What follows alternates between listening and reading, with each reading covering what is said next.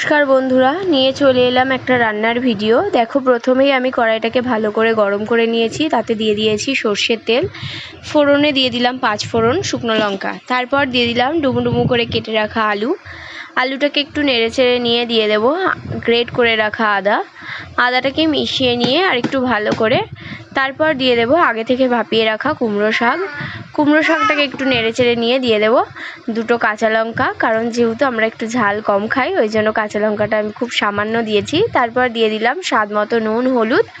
ভালো করে মিশিয়ে নিয়ে আগে থেকে সেদ্ধ করে রাখা দিয়ে দেব মুগের ডাল।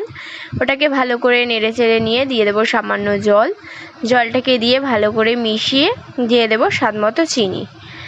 দেখো, এভাবে আজকে আমার কুমড়ো শাকের রেসিপিটা আমি তোমাদের সাথে শেয়ার করলাম। যদি তোমাদের ভালো লেগে থাকে like, comment, share and subscribe করে দিও। জানিও কেমন হলো রান্নাটা। টাটা।